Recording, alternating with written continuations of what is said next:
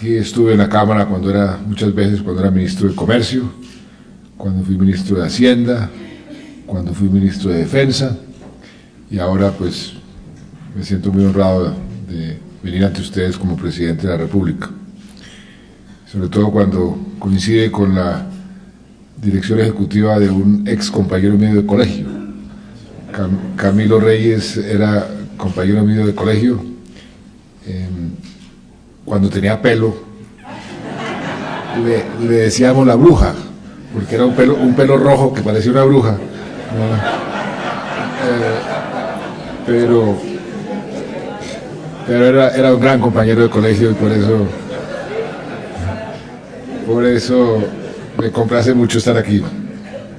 Y estar aquí es un momento muy, muy importante de nuestra historia como país, y muy importante nuestras relaciones, unas relaciones que nosotros valoramos y le damos toda la importancia que tienen las relaciones con Estados Unidos. ¿Por qué digo que estamos atravesando un momento muy, muy interesante en nuestra historia? Porque han coincidido en cierta forma muchas circunstancias que han colocado a Colombia en una posición muy especial. Ustedes bien conocen el avance que hemos hecho en materia de seguridad, lo que eso ha significado en materia de inversión, lo que eso ha significado en el fortalecimiento de nuestra democracia, lo que está jugando América Latina como región hacia el futuro, dentro del contexto no solamente económico sino político. En fin, hay una serie de circunstancias que hacen que nuestra relación, nuestra situación colombiana sea especialmente interesante, y tenemos que aprovechar esas circunstancias para poder traerle a nuestra población más bienestar y más prosperidad, que es el objetivo de todo gobierno y de todo gobernante. Yo quiero agradecerles a ustedes además el apoyo permanente que le han dado a esta relación, a los diferentes frentes que tienen que ver con la relación, y en el caso específico, pues por supuesto el apoyo muy, muy importante que siempre le ha dado la Cámara a nuestro propósito de tener un tratado de libre comercio con Estados Unidos, y también a tener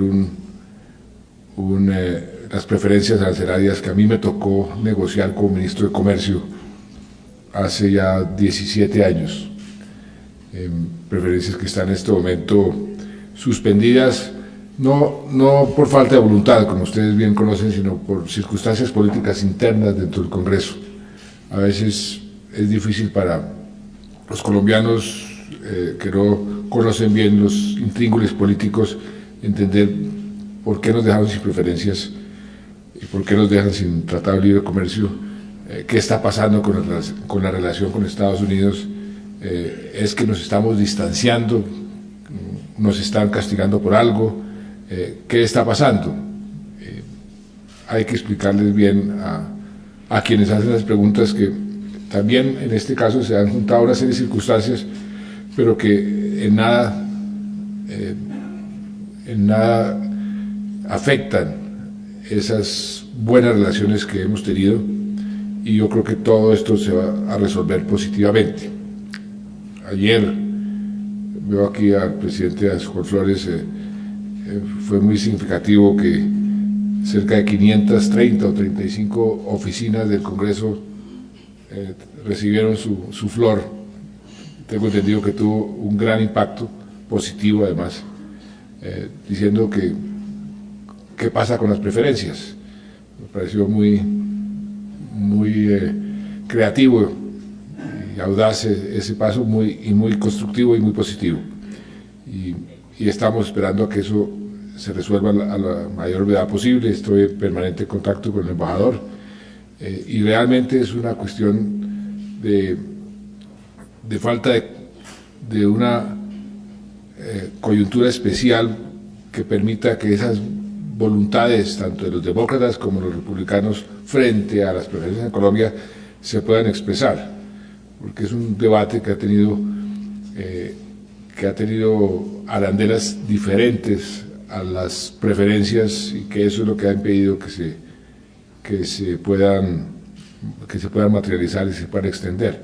Mientras tanto, se han tomado las medidas, señor viceministro, que lo veo aquí en el Ministerio de Comercio Exterior, para darle a los exportadores todas las facilidades, todas las ayudas posibles, y estamos pensando en este momento en dar más ayudas para que no haya solución de continuidad en esas exportaciones hacia Estados Unidos, y confiamos que el Congreso apruebe la extensión a la mayor brevedad posible. Lo mismo esperamos que el Tratado de Libre Comercio, ustedes conocen mejor que yo cuáles han sido las limitaciones, cuáles han sido los problemas. Yo también confío que muy pronto eso tenga una evolución positiva. Pero quería yo más bien hablarles de la coyuntura económica que tenemos y de la coyuntura en general que estamos viviendo, reiterando lo que les decía al principio, de que estamos en unas circunstancias muy especiales. Y la mayoría de ustedes son empresarios que quieren saber, o quieren saber y oír en forma reiterada cuáles son las reglas de juego y qué es lo que estamos pensando en el gobierno. Lo primero que les diría es que la política que puso el presidente Uribe y su famoso triangulito, que sacaba a reducir con tanta frecuencia, decía seguridad democrática, confianza inversionista y cohesión social. Yo hice mi campaña presidencial con base en la continuidad de esa política, y eso es lo que estamos ejecutando. Continuidad de la política que sembró el presidente Uribe en esos tres frentes: en el frente de la seguridad, en el frente de la confianza inversionista y en el frente de la cohesión social. En el frente de la seguridad, aquí no ha habido para nada ningún tipo de solución de continuidad, no ha habido para nada ningún tipo de baja de guardia, por así decirlo, frente a la seguridad, todo lo contrario. Los indicadores de seguridad todos han seguido mejorando, en algunos casos en forma muy importante.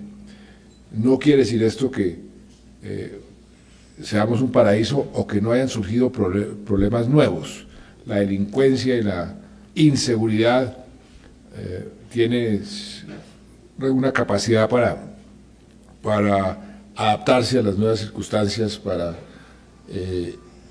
aprovechar nuevas coyunturas, y por eso el Estado tiene que estar siempre a la vanguardia, anticipando esos hechos.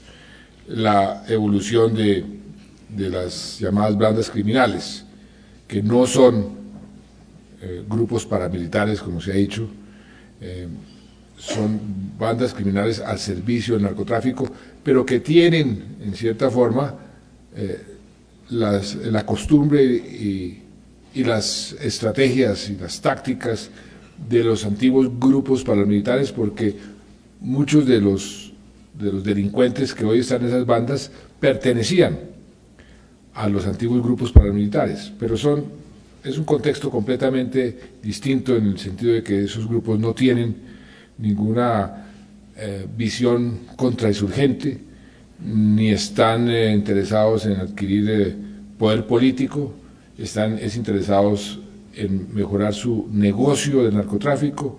Eso, en cierta forma, los lleva a tratar de tener algún tipo de control de los corredores de exportación de la droga, y entonces ahí en algunas facetas se asemejan al comportamiento de los grupos paramilitares de antaño, pero son dos fenómenos completamente distintos. A estos grupos los estamos persiguiendo, tienen una capacidad de renovación por estar financiados por el narcotráfico muy importantes. La verdad que el esfuerzo que ha hecho la fuerza pública ahí ha sido descomunal, y lo que estamos tratando de hacer es que el esfuerzo integrado del Estado sea más efectivo, porque el cuello de botella que hemos descubierto está en la justicia, en la capacidad de la justicia de lograr procesar y mandar a la cárcel a ese número creciente de miembros de esas bandas criminales que la fuerza pública está capturando. Pero ahí hemos avanzado en la lucha contra las FARC. Ahí también hemos avanzado. Es que a veces la gente no entiende, no se da cuenta de los golpes que se han dado en estos últimos meses, porque se van acostumbrando a que tiene que haber golpes muy importantes cada cierto tiempo. Pues el golpe más importante se lo dimos en septiembre del año pasado a las FARC con la muerte de este bandido Jojoy, pero desde entonces hemos seguido dando unos golpes que son muy importantes dentro de la estrategia de ir desarticulando las estructuras. En los últimos 15 días, el golpe que se le dio a un alias Oliver Solarte, ese era el equivalente al negro Acacio en todo el bloque sur. Ese bandido controlaba un territorio amplísimo en materia de narcotráfico, era el vínculo con los carteles de México. La inteligencia nos decía, llegaba ese señor a unos bares en Ecuador, en Lago Agrio, donde se oían rancheras, y era dueño y señor, era un bandido muy poderoso dentro de ese mundo criminal de tráfico de drogas y tráfico de armas al servicio de las FARC. Ese señor ya no está al servicio de las FARC, está bajo tierra. Este alias Jerónimo, que se dio de baja hace unos días, un personaje que era el comandante, el jefe del comando central de las FARC, que era otra persona que teníamos en la mira hace mucho tiempo, jefe de seguridad de Alfonso Cano, y eso otro personaje simbólico. Pero no solo eso, sino que ¿qué ha pasado? Que nos hemos ido a las madrigueras de ciertos sitios donde nunca había llegado la fuerza pública. Y por ejemplo en el Cauca. En el Cauca nos fuimos para arriba, para la montaña, para el pico de la montaña, que era territorio de las FARC hace 40 años. Los sacamos de ahí, están desesperados. ¿Qué están haciendo? Pues están poniendo minas por todos lados, atacando a los policías cuando los ven, a ver si atraen nuevamente a las fuerzas militares y al ejército al nivel donde ellos operan, para quitarlos de las madrigueras. Sabemos que eso es lo que quieren. No vamos a caer en esa trampa, pero el mensaje básico que les quiero decir ahí es: en materia de seguridad seguimos avanzando, pero muchas veces ese avance es traumático. Cuando pone uno el dedo en la llaga, eso duele, pero si uno no pone el dedo en la llaga, pues la llaga nunca se va a sanar, y en ese sentido vamos avanzando.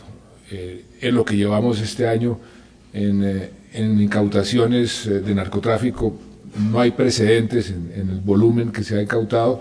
Eso les quita recursos, los obliga a ir a extorsionar. Entonces a veces uno ve que están extorsionando en ciertas zonas, y puede ser cierto que en algunas zonas ha aumentado, pero eso es producto de la eficacia de la política en general. Entonces ahí quiero decirles simplemente que el mensaje es de total continuidad, y las cifras de homicidios, las cifras de secuestros, las cifras de extorsión, aunque no creo mucho yo en las cifras de extorsión, porque ahí la falta de denuncia las tergiversa mucho, pero las cifras en general que hemos venido utilizando hace muchísimos años, todas nos dicen que vamos por mejor camino. En la parte de la confianza inversionista, eso es algo que yo le admiré siempre al presidente Uribe, la cantidad de tiempo que le dedicaba a cada inversionista en particular, sobre todo los inversionistas extranjeros, y es algo que le sirvió muchísimo al país y algo que hemos continuado y algo que estamos haciendo a diario. Todos los días recibimos inversionistas, pero no solamente es el hecho de recibirlos personalmente, que eso es parte de una demostración de aprecio más diplomática que cualquier cosa. Lo importante es que los inversionistas tengan claridad sobre a qué tipo de país llegan, con qué tipo de reglas de juego. Yo lo que he dicho es, un poco jocosamente, que cuando uno le dicen que una persona es predecible, inmediatamente se imagina uno una persona muy aburrida.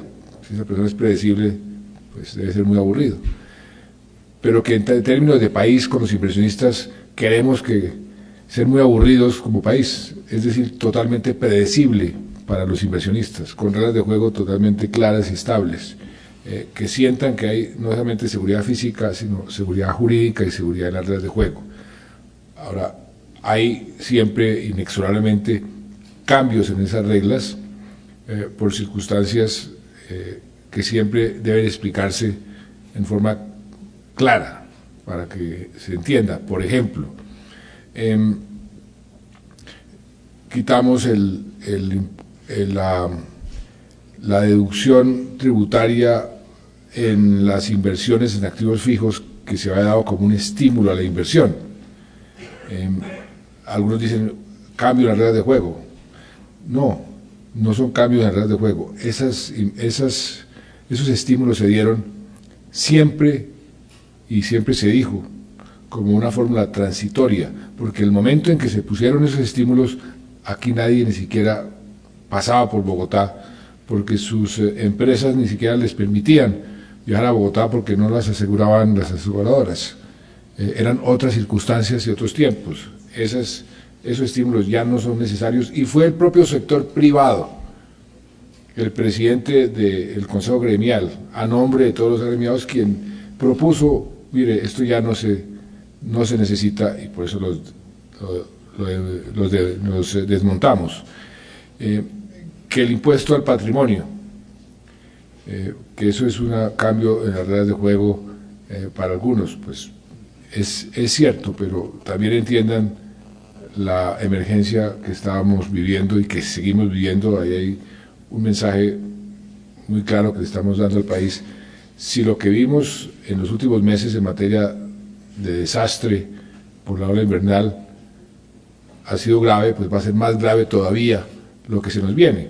¿Por qué? Porque el nivel freático de la Tierra está cada vez más alto, porque a estas alturas, finales de marzo, supuestamente deberíamos estar terminando el verano, pues verano no hubo. Los ríos siguen en un nivel mucho más alto del tradicional, las lluvias que hemos visto en estos últimos 3 meses mucho más alto la intensidad que lo tradicional. Entonces lo que se nos viene el fenómeno de la Niña para abril y mayo y posiblemente junio, pues va a ser peor. Entonces hay que conseguir recursos y eso fue lo del impuesto al patrimonio. Y que las zonas francas, que hemos dicho que las zonas francas no vamos a dar las mismas aprobaciones al ritmo que se venían dando. También es cierto, porque también no se justifican en ciertos casos. No quiere decir que no vamos a continuar con la política de zonas francas, pero no le vamos a dar zonas francas a todo el mundo que vaya pidiendo zonas francas, porque entonces se vuelve todo el país una zona franca. Ahí llega un momento donde como que se copa la capacidad y la racionalidad de esas zonas francas. Pero en términos generales lo que hemos querido hacer es poner en marcha un plan de desarrollo y unas políticas que sean atractivas para la inversión, porque entendemos que la inversión es fundamental para lograr los objetivos primordiales que estamos persiguiendo. Y está teniendo un efecto positivo. Las cifras de inversión en estos últimos meses han crecido en forma muy importante, no solamente la inversión extranjera. ¿Cuánto ha crecido?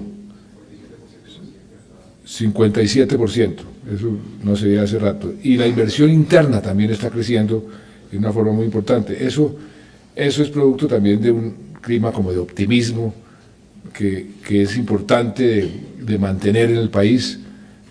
El optimismo y la esperanza en un país, algunos dicen que es como una especie de sol a las plantas, lo que hace crecer al país, y todas las encuestas nos dicen que ese optimismo y esa sensación sigue vigente y se está fortaleciendo, y hay que alimentarla todos los días, no solamente echando discursos, sino haciendo cosas, y es lo que queremos hacer y lo que queremos poner en marcha, lo que hemos ya puesto en marcha en muchos frentes. La parte legislativa, que es tan importante. Hay muchos países que encuentran una falta de gobernabilidad, o se estrellan con una falta de gobernabilidad por razones políticas. Es muy impresionante lo que repercute en un buen ambiente de negocios una mala situación política. Y al revés, es muy positivo cuando hay una buena gobernabilidad, lo que eso significa para el buen ambiente de los negocios. Pues por fortuna, esa mesa de la unidad nacional que hemos construido, ese espíritu de unidad nacional que hemos vendido, pues ha tenido efectos ya prácticos en materia legislativa. La legislación pasada fue tal vez la más rica legislación que hemos tenido en la historia reciente del país, y no en número, sino en calidad también, número y calidad, en ambos. Las reformas que estamos pasando en el Congreso son reformas que estaban, como dicen en el tintero, hace mucho tiempo, y que nadie había sido capaz, porque no tenía la capacidad política de hacerlas aprobar. Pues nosotros las estamos haciendo aprobar. La reforma que pasamos en la salud, una reforma muy difícil pero muy necesaria. La reforma a las regalías, que es una reforma constitucional que pasó en su primer tramo y que ahora comienza el segundo. Esa reforma es absolutamente crucial para lograr los objetivos de mayor equidad que queremos nosotros en este país, y para distribuir mejor unos recursos muy cuantiosos que el Estado va a recibir en el futuro por las inversiones, sobre todo en minería y en petróleo. Las reformas de primer empleo, la reforma que se le hizo para la formalización, lo que está en mitad de camino, como por ejemplo la reforma que tiene que ver con las víctimas y la restauración de tierras. Es una reforma que ha llamado muchísimo la atención, no solamente nacional, sino internacional. Y es una reforma a la cual le damos una gran importancia. ¿Por qué le damos gran importancia? Por algo muy sencillo. Yo digo que, o no digo yo, dice la gente que los latinoamericanos tenemos una gran diferencia con los asiáticos, que nosotros en América Latina gastamos el 80% del tiempo hablando del pasado y solamente 20% hablando del futuro, que en cambio los asiáticos le dedican el 20% a hablar del pasado y 80% del futuro.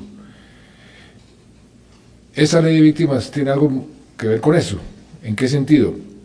En que la ley de víctimas y la restauración de tierras a aquellos campesinos que fueron desplazados a la fuerza de sus propiedades, de sus parcelas, lo que busca es sanar unas heridas que hemos abierto los colombianos durante las últimas décadas, casi que siglos, pero diría que décadas, heridas que están abiertas. Y en la medida en que podamos reparar a las víctimas, y son reparaciones en el fondo simbólicas, y al mismo tiempo restituir las tierras a esos campesinos, ahí vamos a poder el país pensar 80% en el futuro y dejar de tratar de sacarnos clavos, de vengarnos los unos con los otros, o lo que digo yo Dios nos libre de tener en cada plaza de Colombia a las mujeres como en Argentina, las abuelas de la Plaza de Mayo, reclamando justicia todos los días. Entonces, tiene ese propósito de irnos inclusive anticipando y de irles quitando el discurso a quienes están, inclusive a tiros, como sucede con la guerrilla, de decir nosotros estamos en el monte por esas injusticias o por la restitución de las tierras. Entonces, en ese sentido, esas leyes tienen también un profundo significado que repercute positivamente en el ambiente empresarial, en el ambiente de los negocios, porque, y eso que quede muy claro, aquí lo de la restitución de tierras en nada, y todo lo contrario, estamos haciendo una reforma que va a cambiar la política en materia agropecuaria, en nada contradice las inversiones en la gran agroindustria. Lo que hemos querido es que tenemos, afortunadamente, somos uno de los pocos países del mundo que tenemos una capacidad grande, porque tenemos tierra, de aumentar nuestra producción agropecuaria, nuestra producción de alimentos, en un momento donde la producción de alimentos se vuelve clave por la crisis alimentaria que está viviendo el mundo. ¿Y qué queremos? Que esa nueva tierra y que la vieja tierra que estamos recuperándole a los narcotraficantes, a los paramilitares, a quienes se hicieron a ella por la vía ilegal, pues se convierta en un factor de producción y de bienestar. Y no es difícil si podemos hacer proyectos asociativos como los que se están haciendo ya, en los campesinos por un lado, con los grandes empresarios al lado, comprando a los campesinos, dándoles asesoría técnica y poniendo sus fábricas o sus procesadoras al lado de los mercados para poder exportar, ojalá muy pronto libre de aranceles hacia Estados Unidos, señor embajador, para poder tener un mercado. Yo les decía, por ejemplo, en los Montes de María, no sé cuántos de ustedes conocen los Montes de María. Los Montes de María, con una buena carretera que la estamos construyendo, llega uno en 40 minutos a cualquiera de los puertos, a Barranquilla, a Santa Marta o a Cartagena.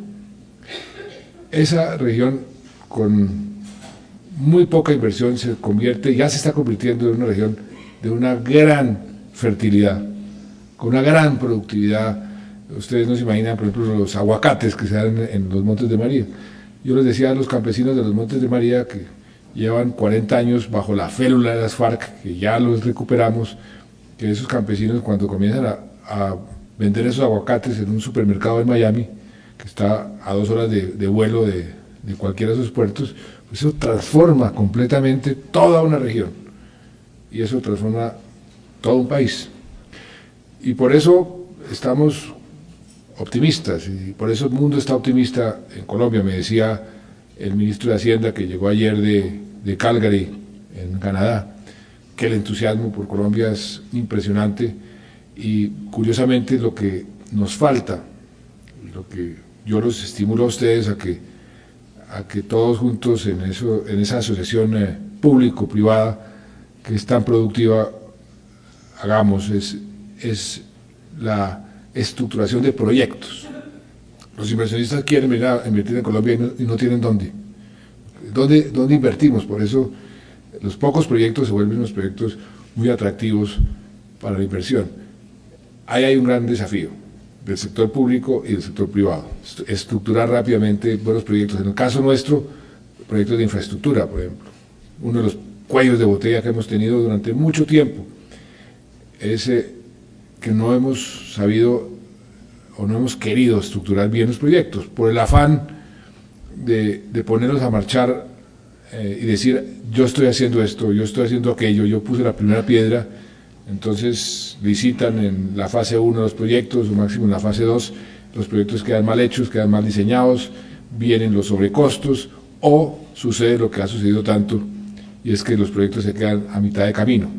¿Cuántas carreteras o cuántos proyectos no se han quedado a mitad de camino, que es el más costoso de todos los proyectos, el que no se termina? ese informe que publicó El Tiempo el domingo sobre la infraestructura es un informe real, pero ahí es donde estamos nosotros concentrados a corregir esos problemas. Y ahí hay una gran oportunidad y que va a ser de gran beneficio para la competitividad del país.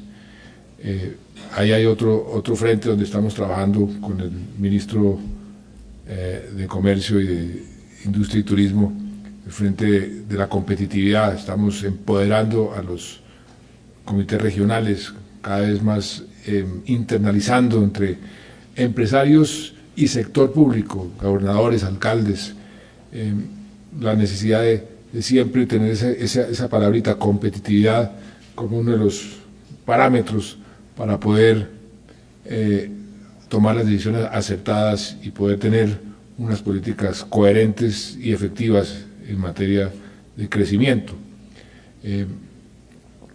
Entonces nosotros hemos y seguiremos haciendo todos los esfuerzos para atraer más inversión. Esta mañana estaba en mi oficina una delegación de toda la comunidad judía a nivel mundial, primera vez que venían a Colombia, presidente de esa comunidad, un señor Loder, que es el de las empresas de cosméticos de Estée Lauder, me decía, este es un país ideal para traer alta tecnología, y le decía, pues eso para mí es música celestial, transferir esos centros tecnológicos que ve uno, por ejemplo, en Israel, aquí a Colombia, imagínense lo que eso significaría para el país. Y ahí hay un gran apetito que tenemos todos que aprovechar. El grado de inversión que nos dieron hace unos días, me dicen que Moody's lo va a dar muy pronto, y seguirá Fitch, creo que es el que queda, también me dicen que muy pronto lo va a dar. Eso significa un paso adicional en la confianza inversionista. Ustedes saben perfectamente cuál es el efecto práctico del grado de inversión, que muchas empresas y muchas instituciones tienen en sus estatutos o en sus formas de proceder que solamente invierten en aquellas empresas o aquellos países que tienen grado de inversión. Entonces, los fondos de pensiones, por ejemplo, de Estados Unidos, no invierten sino en países que tienen grado de inversión. Entonces ya podemos acceder a esos muy importantes recursos que no estaban abiertos a nuestra demanda de aquí en el futuro. Eso debe reducir los costos de la deuda colombiana, eso repercute en el costo de los intereses. En fin, todo eso son noticias muy positivas. Por supuesto que, como en la seguridad, la parte de mantener la confianza inversionista, mantener el interés, es algo que hay que trabajar todos los días. El mundo cambia, las circunstancias cambian y uno tiene que estar siempre a la vanguardia. Por ejemplo, por eso, con el presidente Alan García, que estuvo la semana pasada, con el presidente Piñera, el presidente Calderón de México, decidimos como profundizar nuestra integración y comenzar a mostrarnos como un solo bloque, 4 países que sumados tienen un mercado más importante que el de Brasil, con un ingreso per cápita más alto que el de Brasil, y estamos en este momento negociando a ver cómo nos integramos en materia de transmisión eléctrica, cómo podemos desaparecer cualquier restricción en movimiento de capitales, movimiento de personas, movimiento, por supuesto, de bienes, cómo podemos trabajar juntos en ciertas negociaciones, e inclusive estamos abriendo oficinas conjuntas. Colombia está abriendo oficinas, por un lado con Perú, en el Asia, y por el otro lado con Chile, también en el Asia. Y compartimos oficina y vendemos nuestros países al mismo tiempo, como países. Y eso pues tiene una importancia especial. La parte comercial, por supuesto, es para nosotros también fundamental. Y en la parte de la cohesión social, todo esto que estamos haciendo, todo el plan de desarrollo, como ustedes saben, así como el presidente Uribe decía, más seguridad, más inversión o confianza inversionista, más cohesión social. Nuestro plan de desarrollo también es más seguridad, más empleo, y empleo formal, y menos pobreza. Y ahí vamos a concentrar una parte importante de nuestros esfuerzos para poder dejar este país con unos indicadores de pobreza mejores de los que tenemos ahora, que los que tenemos ahora son vergonzosos. Somos uno de los países más desiguales del planeta, y que el 44% de los colombianos estén viviendo en pobreza y el 16,5% en pobreza extrema es algo que nos debe avergonzar a todos. Y por eso hemos diseñado y hemos lanzado toda una política social muy agresiva para mejorar esos indicadores de pobreza, sobre todo los de pobreza extrema. Tuvimos la oportunidad, ya estuvo el embajador, de lanzar hace como 15 días en Quibdó el programa que se llama Unidos, Red Unidos. Es un programa muy específico para tratar de sacar de la pobreza extrema por lo menos 350.000 familias en los próximos 3 años y medio. Creemos que lo podemos lograr. Vamos a trabajar muy duro, vamos a monitorear eso de forma permanente. Vamos a hacer políticas que tienen que ver con la movilidad social. Por ejemplo, una política que hemos puesto ya en marcha, que debe de tener unos dividendos sociales muy altos, es la política de darle crédito a los bachilleres que no pueden entrar a la educación superior, darles crédito para que continúen su educación superior y puedan comenzar a pagar ese crédito solamente cuando tengan un empleo. ¿Qué ha pasado hasta el momento? Que con gran esfuerzo, y en esto el país ha avanzado bastante, la cobertura en educación básica es casi el 100%, y hay un número importante de colombianos, de muchachos y muchachas colombianas que logran graduarse del colegio. Pero ahí hay un cuello de botella enorme, y el porcentaje que logra entrar a la educación superior se reduce sustancialmente, no más del 34%. ¿Qué pasa con todos esos miles y miles de muchachos que no pueden entrar a la educación superior? Pues que se vuelven inmediatamente las víctimas de la violencia, de las pandillas, de la droga, de todo lo malo de la sociedad, y inmediatamente pasan a engrosar las filas del desempleo. Por eso el desempleo entre los 18 y los 26 años es más del doble que el promedio nacional. Entonces, ¿qué vamos a hacer sobre ese problema en particular? Pues estamos poniendo en marcha una política de darle a esos muchachos, sobre todo de los estratos más bajos, unos créditos a 0 interés real. O sea, solamente le cobramos la inflación, pero se la cobramos cuando tenga un empleo. Y también le vamos a dar, porque es algo que también descubrimos, porque la pobreza aquí es muy aguda. La gente no tiene con qué sostener a esos muchachos, así les paguen una universidad. Dicen, ¿con qué puedo vivir yo? Y por eso también hay una deserción altísima. Entonces les vamos a dar también recursos para poderse sostener durante los años que estudian. Y ahí esperamos poder romper ese cuello de botella que tiene una repercusión social enorme, enorme. Y al mismo tiempo pues estamos tratando, y ahí ustedes pueden ayudar mucho en ir mejorando todos los sistemas de capacitación.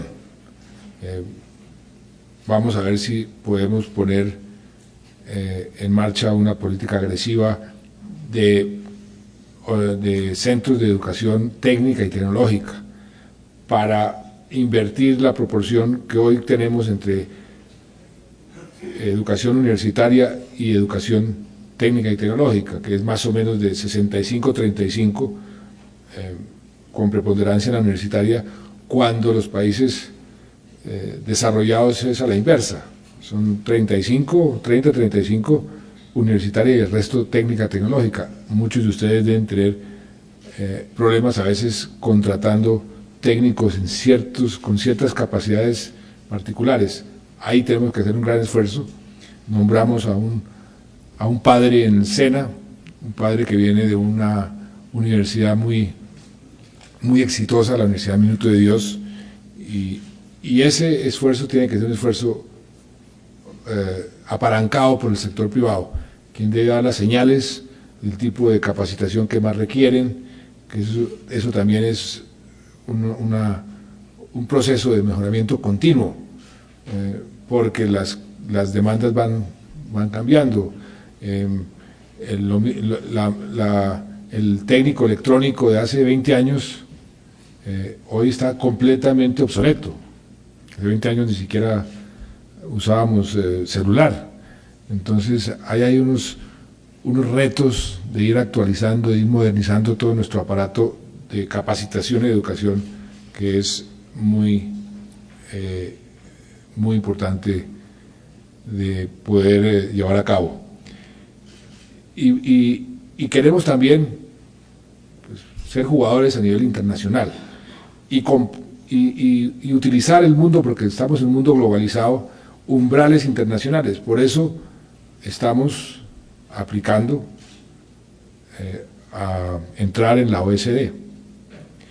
¿Qué es la OECD? La OECD es un grupo de países de buenas prácticas, que permanentemente, ese es su gran activo, permanentemente están comparando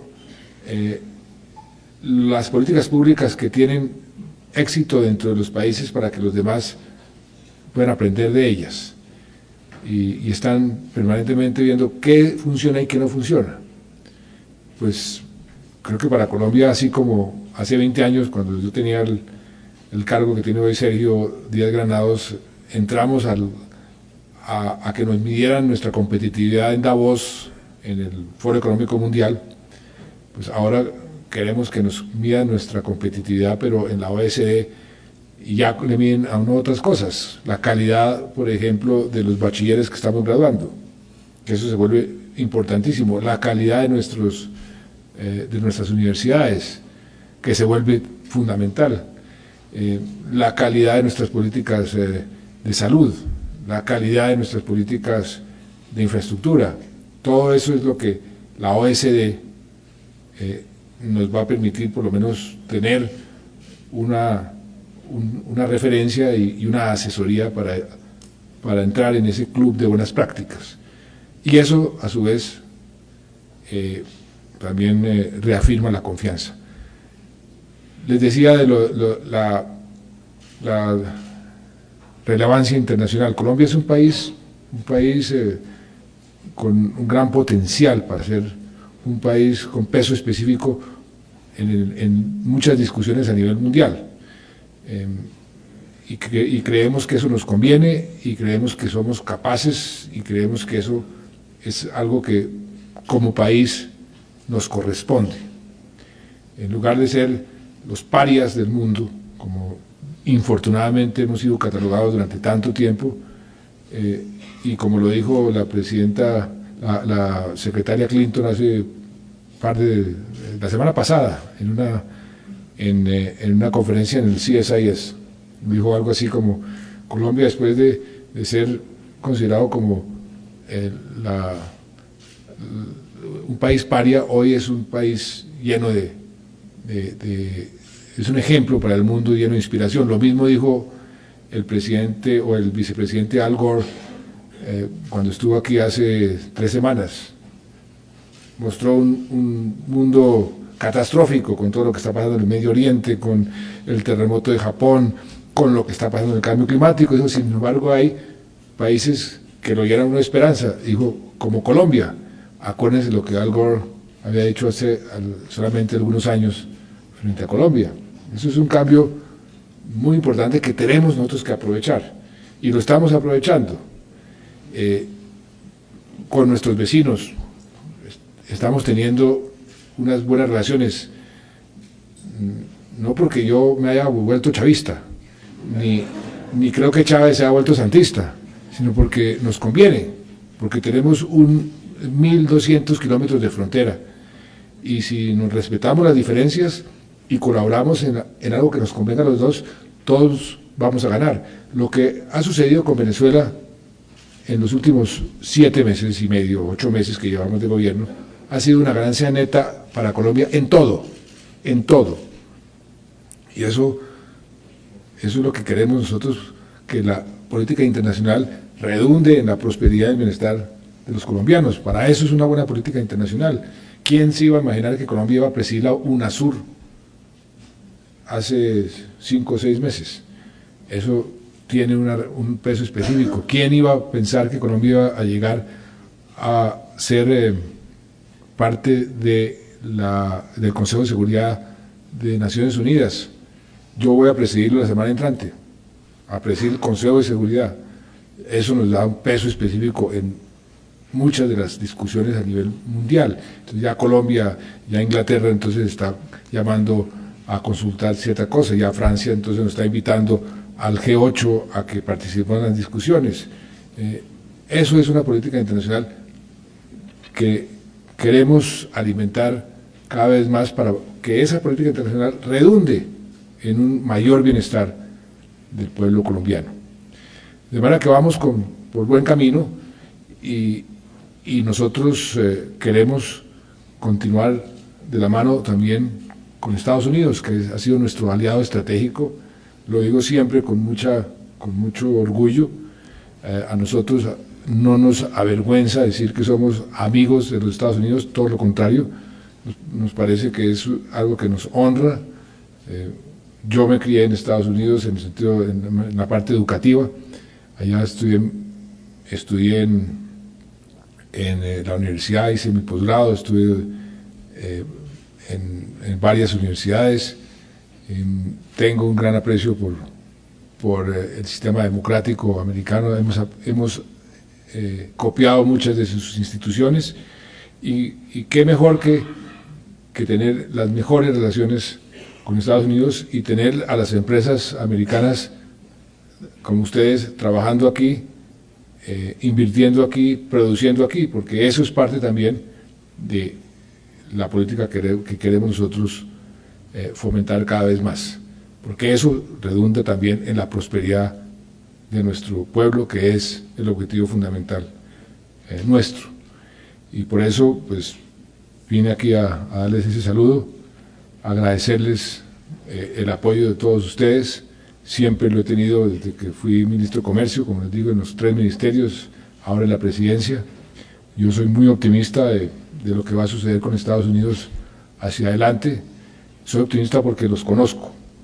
Soy optimista porque sé que lo que está sucediendo no es una cosa contra Colombia, como algunos lo han interpretado, ni es tampoco lo que estamos desarrollando en materia de política exterior, nada en contra de Estados Unidos, como otros han querido tratar de decir.